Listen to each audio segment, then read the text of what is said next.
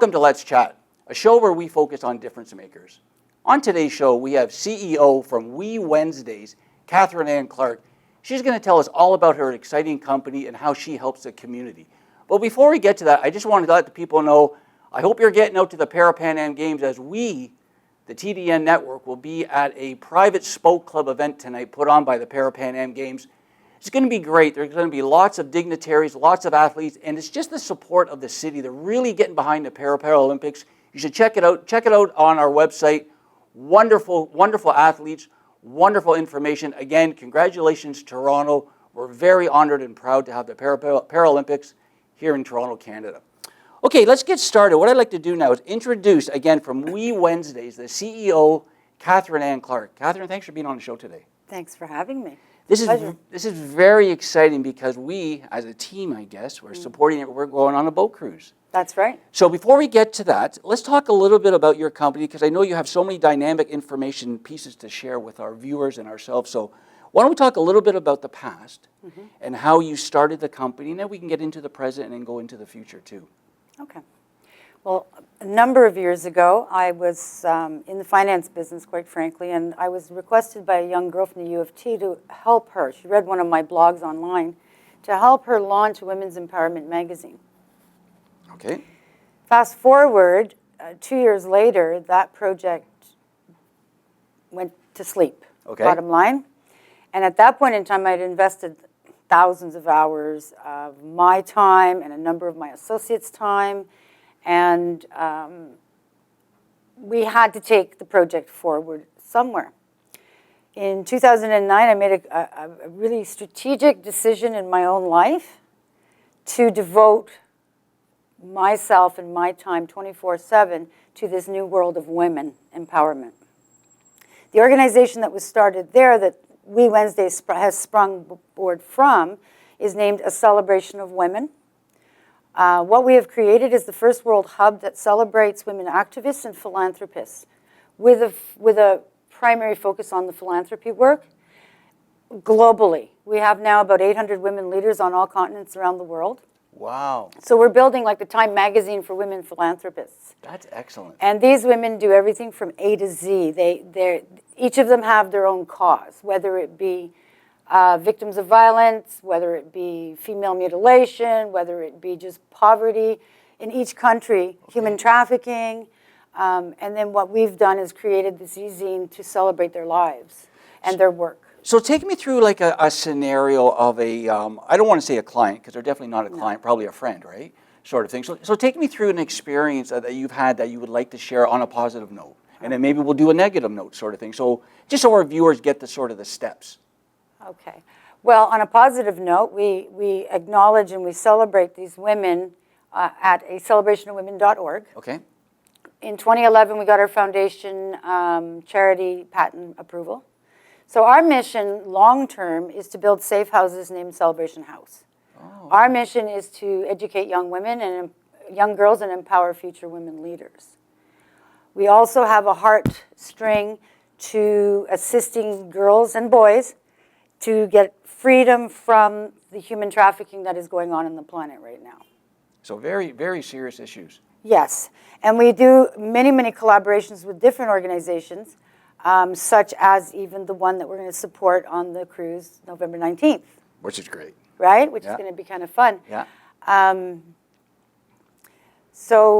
But for a celebration of women, if I may, I'd like to share one more little thing with the audience. Here in Toronto, that organization hosts two big events a year, once on March 8th for International Women's Day, and our second event we've committed to Toronto is World Peace Day.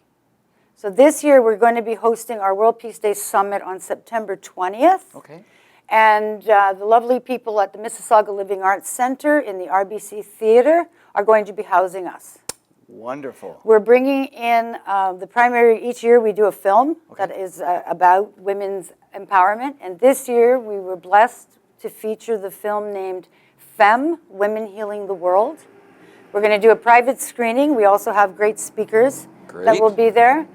And with any blessing at all, Emmanuel Itier, who's the director of that film, will fly in from California. Oh, that would be to do some meet and greets and some handshakes with the people that come out and support the World Peace Day Summit. So when you say women empowering women, is it, I guess it's kind of like a mentorship too a little bit? Like you guys sort of, not take them under their wing, but you sort of, people are looking for support and you guys maybe direct them in the right direction if you can? With We Wednesdays, what I've designed is, it's an event company, brand building, business development mix. So what we've done, and we're in 4 cities now, we host one event, a networking event, a business networking event, where we have one mystery speaker. Okay. And we would have 2 featured businesses, usually one product and one service. Oh. Those women pay a fee to have that position, and with those positions at an event in a city of their choice, they will also receive a full online feature and a complete social media blitz. My partner, Mary Rice, has us this particular event planning, scheduling a month or 2 in advance, is already being advertised, and I think she has us in 36 newspapers and 20 radio Great. stations. So we're building the brand of We Wednesdays for women empowering women. Why did we start this company? I had a vision, quite frankly, working with all the women philanthropists and activists around the world. I wanted to create something at home. Okay. Right? Because the Celebration of Women's head office is here in Toronto, and I'm living in Toronto, and we were doing all the philanthropy and all the not-for-profit work, but we weren't doing any business, per se. Yep. This company is business development. This is not a charity, this is a corporation. Okay. Right? And what we do at our meetings is the mystery speaker has been strategically designed to support the equality of women among women. Because I personally, as the founder of both these organizations, believe that the women's movement needs to tweak its paradigm of thinking. I personally do not believe men are our problems. Hold on. That's a great thing to say. I mean, it's the it truth. is. At this stage, and I understand there's many countries with a lot of challenges, and we're facing a lot of violence still in this world, and there's a lot of dark energy on this planet. But it doesn't mean that one gender is to blame for the problems of the other gender. Sorry. Thank you. That's great. That's great. So with We Wednesdays and with most of the work that we do, we always maintain anonymity, and that's where I came up with the idea for the mystery speaker. So we're not flogging headliners, Okay. We're keeping women equal, and we're working to develop them a new way of thinking that really, sister, you treat each other as an equal. And I don't care what age you are, I don't care what country you were born in, I don't care how rich you are, you're a sister. That's great. And I need to say to all our Twitter followers, I know there's a lot of men out there who don't treat women properly. So let me say, I believe that too. So I'm just saying both sides. There's violence in any form is an illness. It's a form of illness. I mean, we lose our emotions, we lose control of our emotions, we get angry, we do stupid things, we say, and that's a human activity. I don't attach it to gender. And where are the other cities? Because I know you say your main office is here in Toronto. With We Wednesdays, our meetings, we meet the first Wednesday of the month in Mississauga, the second Wednesday of the month in Toronto, Okay. the third in Pickering, and the fourth in Barrie. Great, great. At this point. Okay. So let's go through a little bit, because I wrote down some PowerPoints. Let's go through and tell me a little bit how you would help to support a business brand and how you would help to bring further awareness to a friend or associate or a client. Okay. The turnkey system that I've created for We Wednesdays involves corporate sponsorship as well, which is what we're going to aggressively be seeking in 2016. Okay. This company was launched April 2014, and we've had a stellar first year. We're having a good time. Great. We also locked off We Men's Days, so in November we always host our male counterparts. Oh, maybe we'll join in for that one. So you can send over an awakened male speaker, and we'll make a mystery out of it. That's great. But the goal with We Wednesdays is we have membership packages available to the women that want to join as members. Well, in that membership, they would at different levels they have different perks and benefits. But the most important thing to that membership is that we've created something that I've called the We Currency. Oh, okay. So for a woman to attend a business networking event, they get hors d'oeuvres and they get a cocktail of their choice for $25 at the door.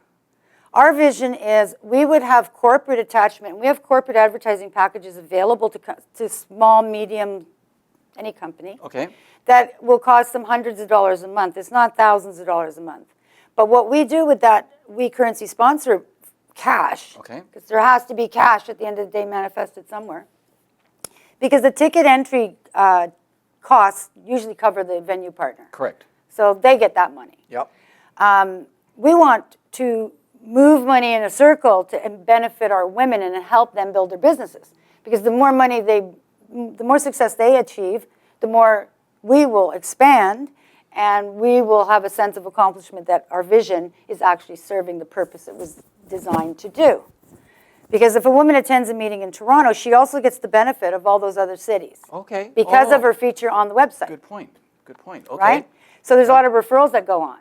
For example, I was in Mississauga a month or so ago, and the sister to the featured business, who wasn't even there, wanted to join and to grow a business from a product line that we had hosted in Barrie months before. So we put those two women together, and they did their business. Networking. Absolutely. That's great. Now, and collaboration.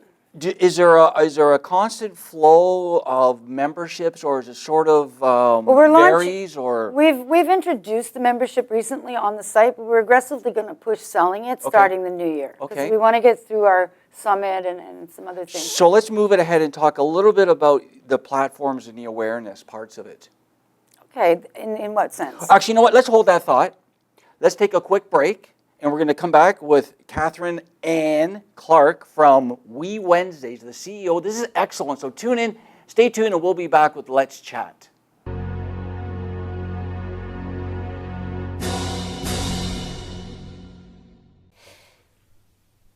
Hi, my name is Kiran Shah. You may recognize me from films like Indiana Jones, Star Wars, The Lord of the Rings, Narnia, The Hobbit. I'm here to support Disability Network. Their mission will be to support, promote, employ, and be information hub for disabled people. This means our voice can be heard to improve our lives. Thank you.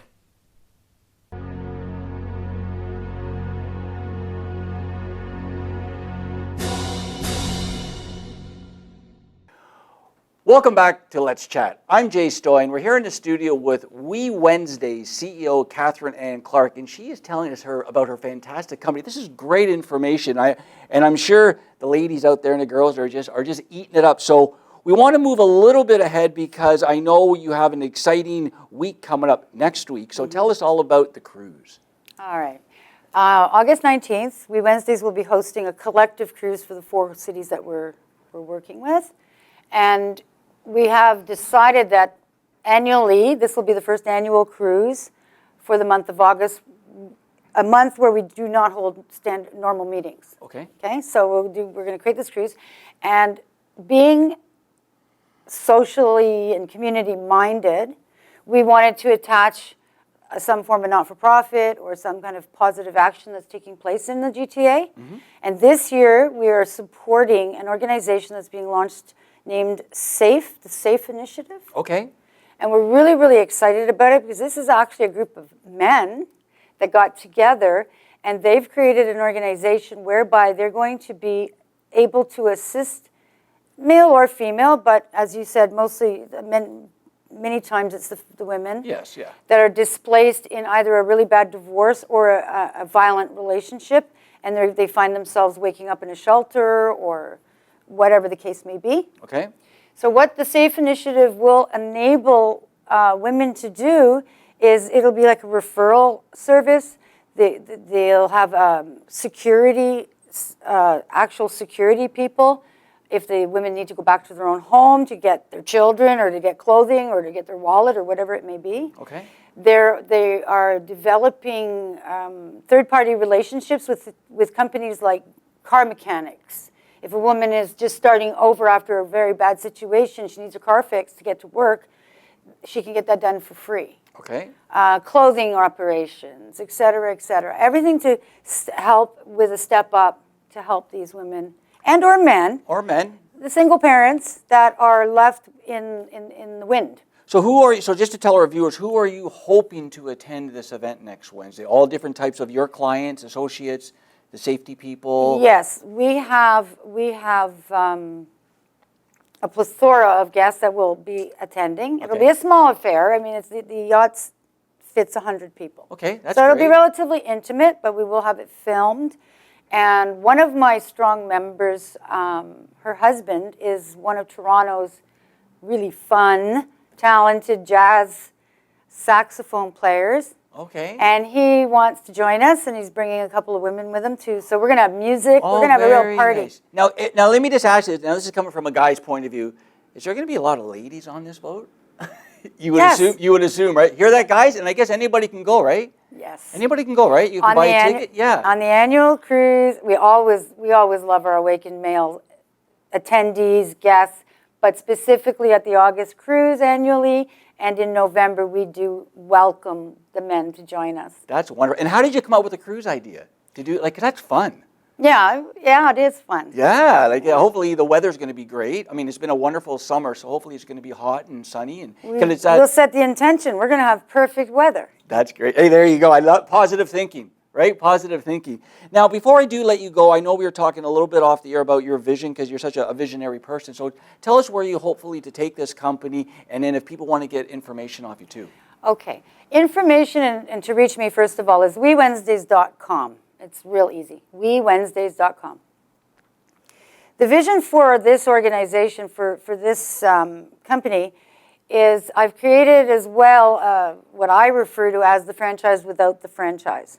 So what we're looking for now are women that are entrepreneurial in their own lives, in their own businesses, but have a social capital mindset. Okay. And would like to host their own cities. We're looking for city hosts. We have agreements where a woman can lease the city for the year. Oh. Rather than franchise. So what would that mean roughly? Give me a tagline. If someone was to call you and say, I would love to have your company come to my city in BC. Yes. So what they would be the city host. So they would be responsible to find a venue partner. Okay. All the integral details would be ironed out with me. I'll help them through all the processes. Okay. They would independently run the meeting monthly or bi-monthly in their city. Okay. They would take responsibility for getting the mystery speakers, promoting the tickets. But behind the scenes, they would also get our assistance. You support them with everything. Online. Everything So you do. marketing, assistance in every step of the way. So again, for our viewers, you have these meetings every month, and throughout the different locations and Yes. and everything. And how many? Is there sort of a rough estimate per meeting on how many ladies attend? Well, do guys attend too, or? Yes, they do. They do. Actually, we've had some really interesting male. Okay. WeWednesdays.com. Go through the speaker review. Is there a goal for each meeting to have, like, you guys try and hit a mark, like 50 people, 25 people, 100 people? In the last year that we've been managing this operation, what I find the most successful are the meetings that are between 20 and 30 people. Okay. Because we've had some meetings where there was only 10 women show up. We've had other meetings where there was 150 showed up. A little too much. Chaos. Okay. Fun, but should be a special affair. Yeah, a little bit more one-on-one, right? It was actually an anniversary party. Oh, but, okay. It was really busy. Well, we really want to congratulate you for a wonderful company. I know you're doing a wonderful thing for women, so that's always good. Your event, again, August 19th. Next Wednesday. And the tickets are available. You must pre-register online. Captain Bob's chef needs to go shopping for the food. There you go. Dinner cruise. We will be boarding at 6 o'clock at 539 Queens Quay West, which is just a little bit west of Spadina.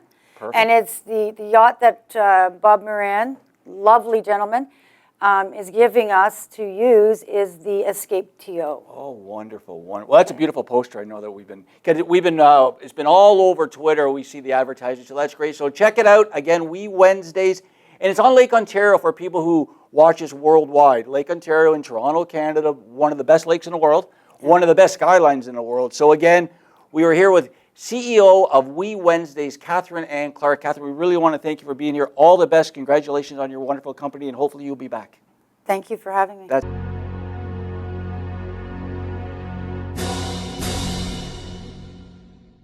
Hey, folks, I'm here to endorse the Disability Network. They are great people. They're people that get by, they employ, they support, and they really, really get behind people with disabilities. So come on, let's throw our support behind a great cause, the Disability Network.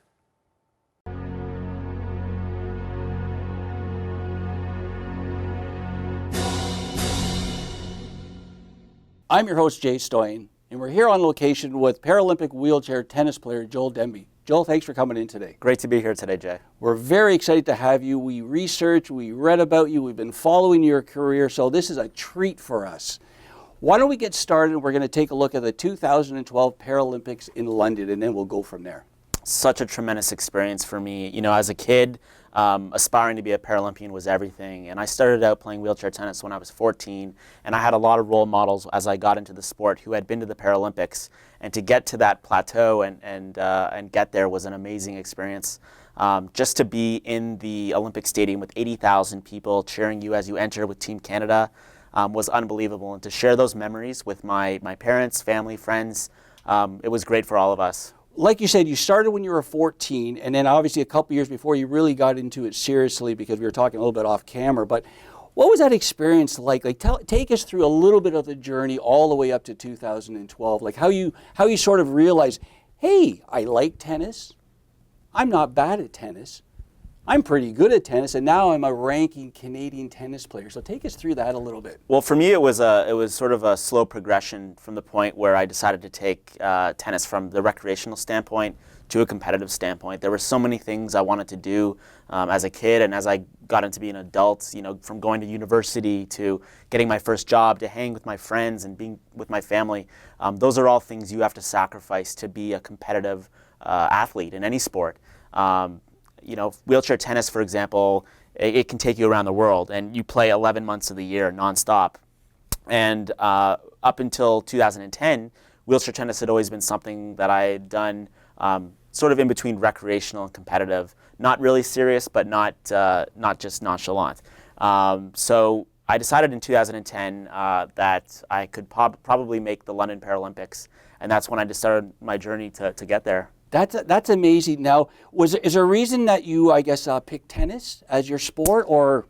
Yeah, absolutely. I had played team sports, and things like teamwork, things like you know, passing the ball or puck to your teammates, and sharing the joy in winning. Those were all things I hated about team sports. And when it came time for tennis, and when I discovered it, I loved it. I was the center of attention. I took control of everything. It was me dominating every part of the game. I could literally you know, invest my own body into the sport and really control every aspect in terms of my training, tournaments. And the thing also about wheelchair tennis is you get paid. There's prize money, which is pretty good too. So that was another thing that really drove me to tennis. Well, later on in the interview, we're going to take a look at some clips, because it's really intriguing and amazing how you guys get around the court, because you play on a regular court. So maybe tell our viewers a little bit about the game itself as opposed to, or compared to, I guess, stand-up tennis, if you want to call it that. The only difference between wheelchair tennis and able-bodied tennis is that we get 2 bounces. The first bounce has to land in the court regulations. The second bounce can go wherever. But otherwise, it's tennis. And one of the unique things about wheelchair tennis is that you can actually play with an able-bodied opponent.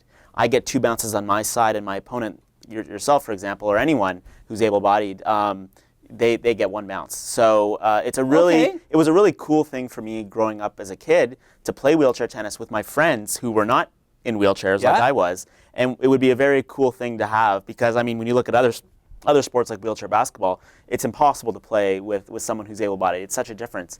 But in wheelchair tennis, it's the only sport that you can integrate yourself and play with your friends who are able-bodied. That's excellent. Now, I know besides the Olympics, Paralympics in London, you've traveled the world. So you can tell us a few other places where you played tournaments? Gosh, I've been to Israel, Turkey, South Africa, South Korea, all across Canada, US, France, Europe, everywhere. So I think that's one of the awesome things about being a competitive athlete, especially in wheelchair tennis. It's such an international sport, and having the ability to see different cultures and really integrate yourself into different countries is a wonderful experience, and it's given me so many opportunities. That's such an inspiration. Now, I know obviously your family have been a huge support, but before we get to your family, because we want to trace back a little bit of your history, before we do that, tell us about some of the other supporters. Like, I know MV1's been a huge supporter, the Canadian Paralympics and the regular Olympics, but you tell us. Right.